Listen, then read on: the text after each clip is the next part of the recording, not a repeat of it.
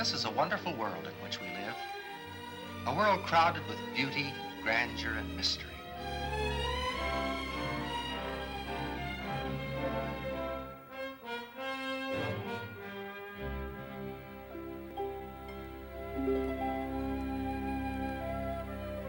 Yes, this is a wonderful world. But perhaps the greatest wonder of all is man himself. His body is a marvel of mechanical efficiency and adaptability. Man-made machines require lubrication from an outside source, but the body manufactures its own lubricant in the right grade and right amount for every part. The body has a chemical plant far more complex and efficient than any man has ever built. It transforms the food we eat into flesh and blood and bones and teeth. And the body has a heating system, a living furnace that we stoke daily with food for fuel. As this fuel is oxidized, heat and energy are provided for the body machine. An automatic thermostat controls both our heating and our cooling systems, keeping our temperature at a normal 98.6 degrees, except when a higher temperature is needed to combat disease. Still more wonderful is the human eye. The camera, man's nearest mechanical approach to the eye, resembles it in many ways. For any camera, whether it's a tiny model small enough to fit into your vest pocket, or a giant tracking camera, which photographs the details of the launching of a space vehicle, has a lens similar in design and function to the lens of the human eye. When a lens is focused on an object at a given distance and that distance is changed, the object becomes blurred and the lens must be refocused to the new distance. In the camera, this focusing must be done by hand, but in the eye, it's automatic. Strong muscles change the focus thousands of times each day without a thought on our part. Now, the pictures the eye gives us are not black and white. They're color pictures. And they're not stills. They're motion pictures. And they're not silent. They're sound pictures.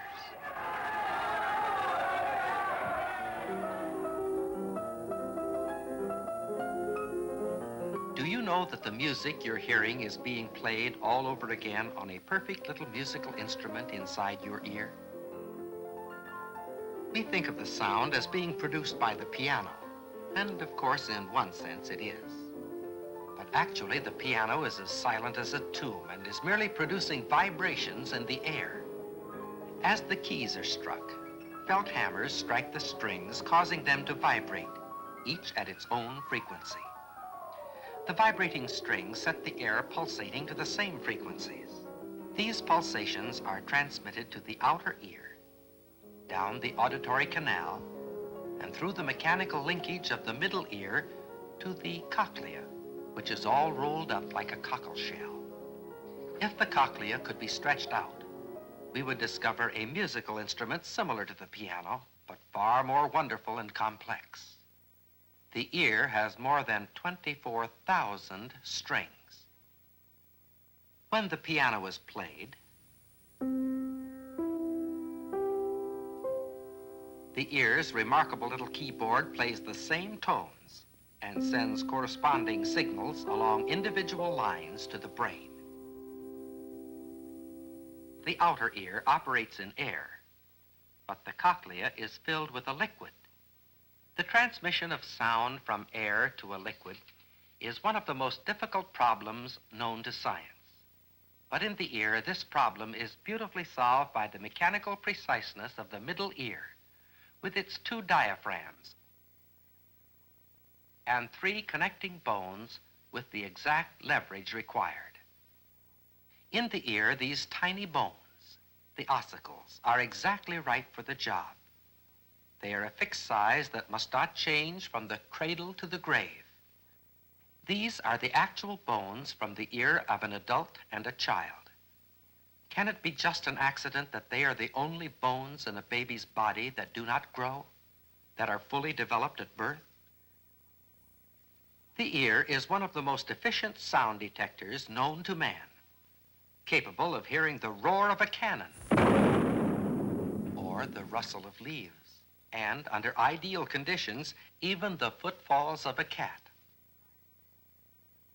Scientists in the field of acoustical engineering have designed unusual rooms where it is possible to study the amazing sensitivity of the human ear.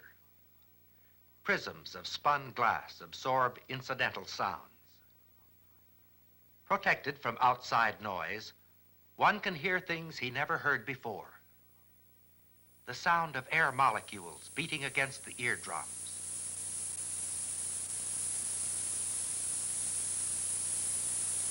The sound of the heart pounding against the ribs. Did you ever see a living, beating human heart? This marvelous little pump pumps 12 pints of blood through hundreds of thousands of miles of blood vessels every minute. And in one day, pumps enough blood to fill a large gasoline truck to overflowing. During a lifespan, it would fill a string of tank cars 50 miles long and beat 2.5 million times without a single shutdown for repairs. Have you ever wondered what goes on in the brain of a homing pigeon? Somewhere within its tiny head is locked a secret no man has ever solved. A secret that enables it to take to the air long distances from home, circle about a few minutes, get its bearings in some mysterious way, and then fly straight home over long miles of unfamiliar territory. Because of the pigeon's strange homing ability, pigeon raising has become a popular hobby. As soon as the young are able to fly, they are released from the home loft on daily training flights. Like athletes, they must build up their speed and endurance through many weeks of strenuous training. Then, at last, the 500-mile race. At sunrise, Pigeondom's greatest race classic gets underway as thousands of experienced flyers take to the air. No one ever taught these birds the way home. No one ever showed them the path they should take. And yet, so unerringly do they wing their way across hundreds of unfamiliar miles that the time of their arrival home can be predicted almost exactly.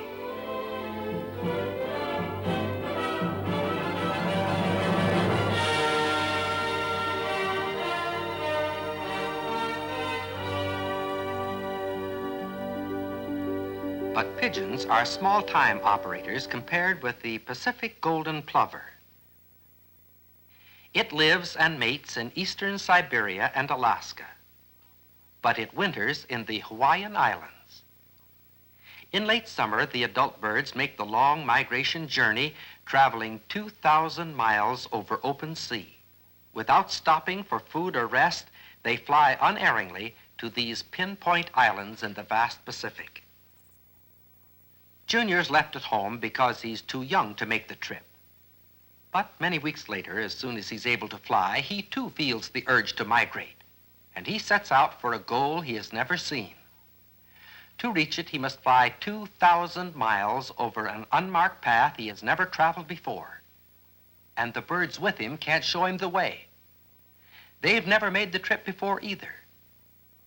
But what prompts the golden plover to set out for a place he has never seen?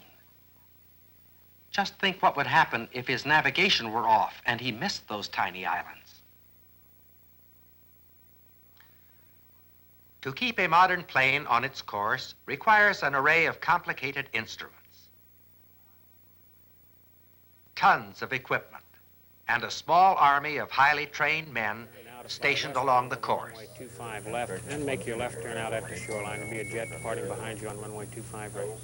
16 Bravo, I wanted you to fly westbound over 25 left. However, now that you started the left turn, continue the left turn out now. VFR midfield left turn and And yet, in this tiny head, there is something that all the ingenuity of man cannot duplicate.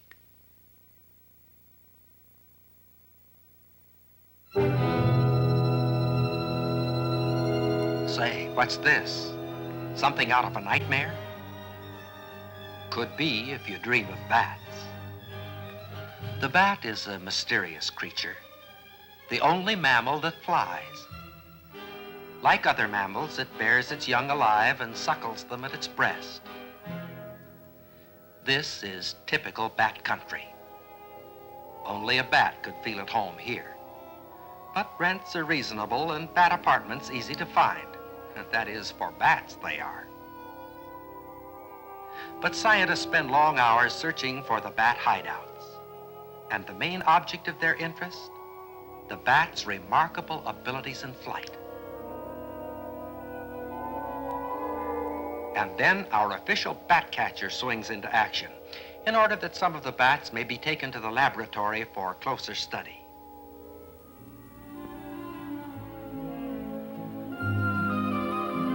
At the Moody Institute of Science, the bats quickly become adjusted to their new environment.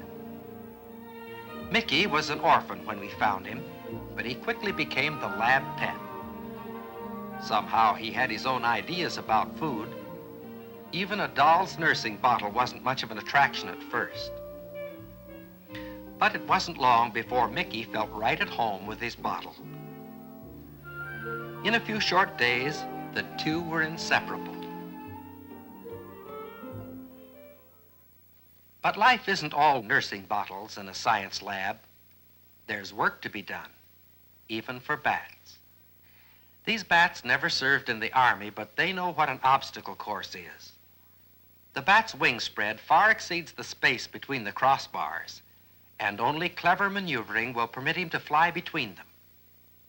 As the bat is released, we cross our fingers and hope he'll do what the book says.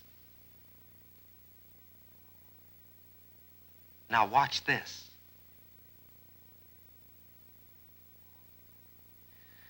Bats are not blind. They have eyes and they can see. But the key to the bat's success in avoiding obstacles is not his ability to see. To prove it, we'll blindfold him and put him through another test. Blindfolded, he dodges those bars just as skillfully as he did before. But how does he do it? Well, science knows that bats emit strange cries in flight. They can't be picked up by the ordinary microphone. They're far beyond the range of the human ear. But a very special high-frequency amplifier, tuned to 32,000 cycles for this particular bat, translates these inaudible sounds into sounds we can hear. Bats' ears are extremely sensitive to high-pitched sounds. And the question arose, can the bat's own cries be signals that guide it in flight? Well, let's tie the bat's mouth closed so he can't make these sounds and see what happens.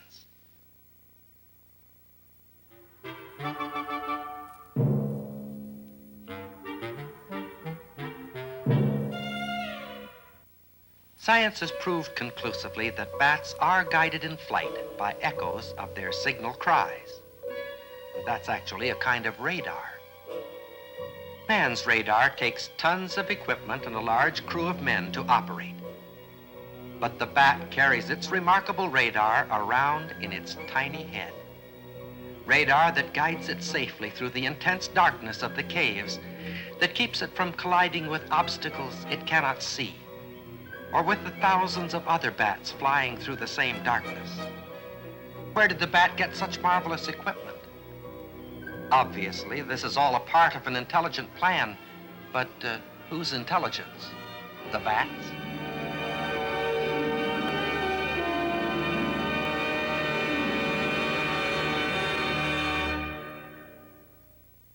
If we were to visit the beaches of Southern California on certain spring and summer evenings, we'd find them dotted with campfires.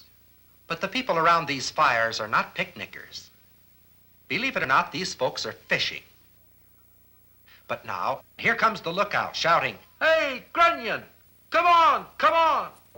And they're off in the strangest sport on earth.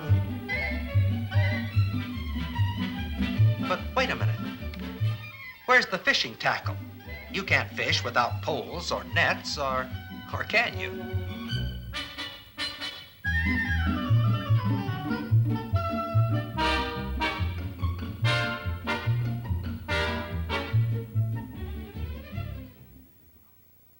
Fish out of water. Yes, and these fish haven't been washed up on the beach by accident. They deliberately come out of the water to lay their eggs on shore, the only fish in the world that spawn on land. Fish nesting on land, one of the rarest of all biological phenomena. A spectacle so unique it can be witnessed nowhere in the world except on a few Southern California beaches.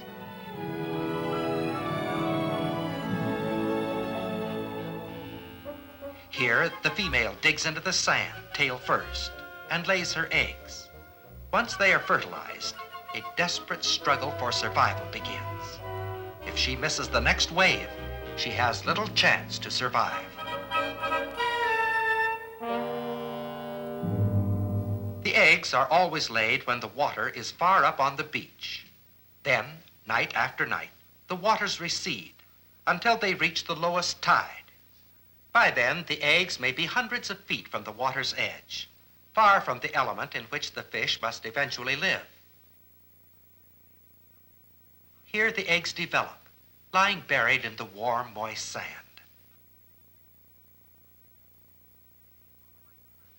In the photomicrographic department here at the laboratory, the embryonic development, which normally takes place under the sand, is studied with the microscope. These eggs were fertilized only seconds ago, and now one is being prepared for observation.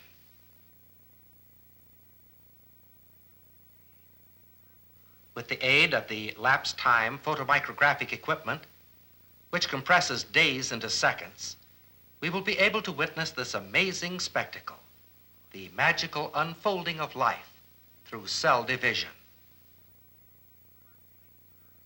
The first faint stirrings of life come when the blastodermal cap, seen in this circle, divides into two separate cells. In about 30 minutes, the second cleavage becomes evident, resulting in 4 cells. Successive divisions produce 8, 16, 32, 64, and so on up to hundreds of thousands of cells. This formless cluster is actually a fish in the making. It contains all the characteristics of the adult grunion, its size, its shape, its habits. Yes, even the germ of that mysterious wisdom by which it will someday be able to perfectly time its spawning with the movement of the tides.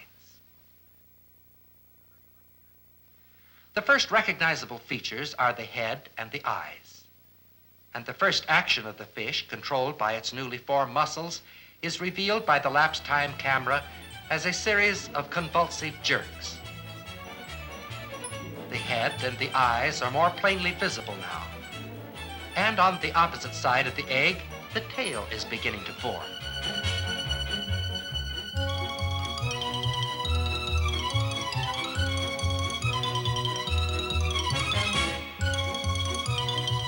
At this stage of its growth, the embryonic fish is 4 days old.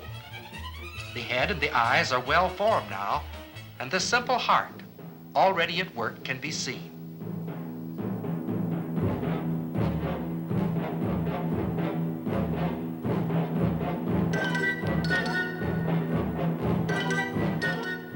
After 8 to 10 days, the egg is ready to hatch. But remember, when it does, it will be a fish. If it were to hatch while buried here in the sand, far from the water, it wouldn't have a chance in the world to live. But the grunion egg never hatches until the water reaches it, and then it hatches instantly. You can keep these eggs buried in the sand for weeks or months and they won't hatch. But now, let's pour some salt water on them and see what happens.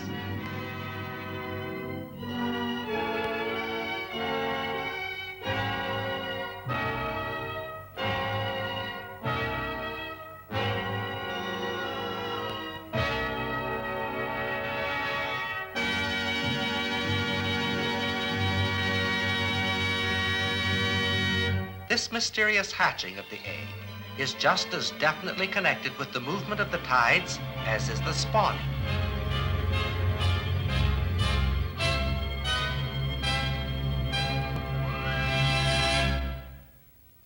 Suppose the eggs were laid any night before the peak tide. A higher tide the following night would wash them out and expose them to their enemies. Or if they were laid on a night too long after the peak, they would be washed out by a rising tide just a few nights later before they had a chance to develop. Actually, there are only a few nights when the grunion can lay her eggs successfully, when the tide is at its peak or the first few nights after the peak. And she must choose not only the right night, but the right hour of that night, even if she should lay her eggs on the right night. But when the tide is still rising, they would be washed out by that very tide. Or if she should wait too long after the peak and lay her eggs while that night's tide is receding, they would be washed out by the rising tide of the next night and destroyed. Only during this magic hour can the eggs be laid where they will develop safely. No sea captain can guide his vessel safely without a knowledge of the tides. But the grunion possesses a far better knowledge of the tides than the most experienced mariner, and is able to turn these tides to its own advantage, and by them preserve its very life and the life of its young.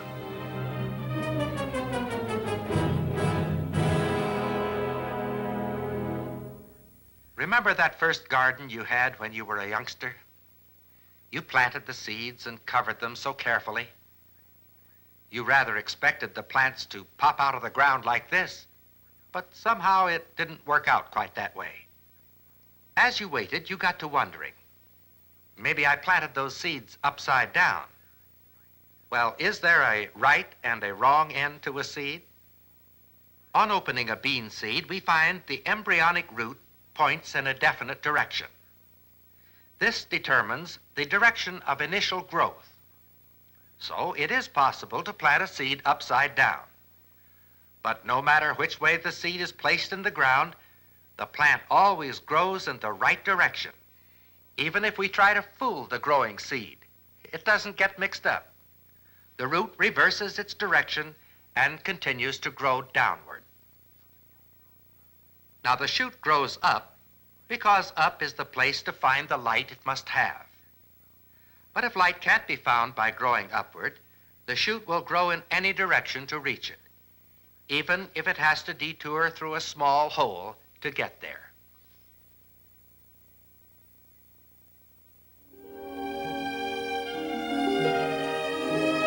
Have you ever paused to consider the forces at work in a single tree? This tree is probably the oldest living thing on earth. It was almost 2,000 years old when Christ was born. For 3,800 years, this tree has been lifting at least 10 tons of water each day to its top, a total of more than 10 trillion foot-pounds of work. It is evident that there is an infinite power behind the mystery of life. But is this a blind, unintelligent, impersonal force?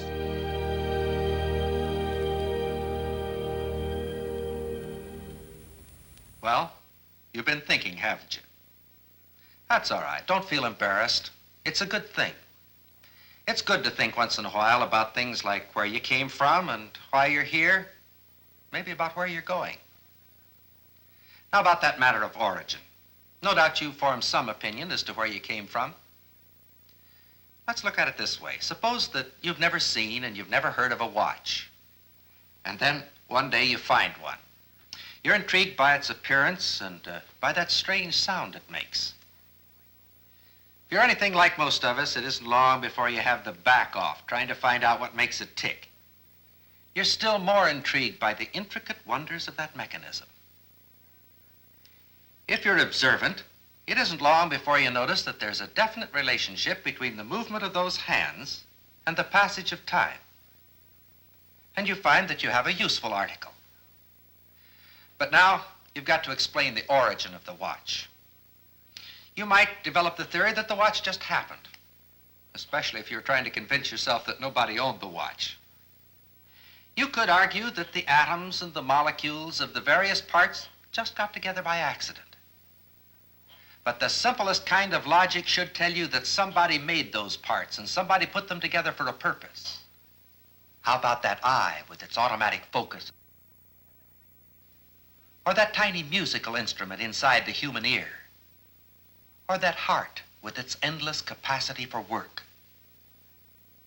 Or the bat with its radar magic? Is all this the product of blind chance? You know, when you come right down to it, there are only two views we can take. Either all this happened by accident or it's the result of design and plan. You might just shrug your shoulders and say, well, it's all a matter of personal opinion and let it go at that. You might, that is, but for the fact that this is an issue which vitally affects your whole life. It's going to determine how you think and how you live. For after all, if man is just an accident, then he has no responsibility except that which he chooses to impose upon himself. There's no law but the law of convenience and desire. There's no ultimate right or wrong. And when people think and live according to that philosophy, the result is chaos. But if, on the other hand, there's a plan, then there's a planner. If there's a design, there's a designer. In other words, there's a God. You know, it isn't hard to believe in a God. It's the simplest and the most logical thing in the world. Oh, I know. Some people are honestly confused by the maze of conflicting arguments. I guess they just try to make things too hard. For some people, the problem gets complicated when they begin to worry about who owns the watch. In other words, believing in God involves a responsibility. And they don't want that responsibility. They don't want anyone telling them what's right or wrong or how to live or act. Not even the God that made them. When you get as many people as there are in the world today living and acting as if there were no God, no wonder the world's in a mess. When we see the results of unbelief in the world today, it doesn't seem at all far-fetched to say that the only hope for the world as a whole or for you as an individual is faith in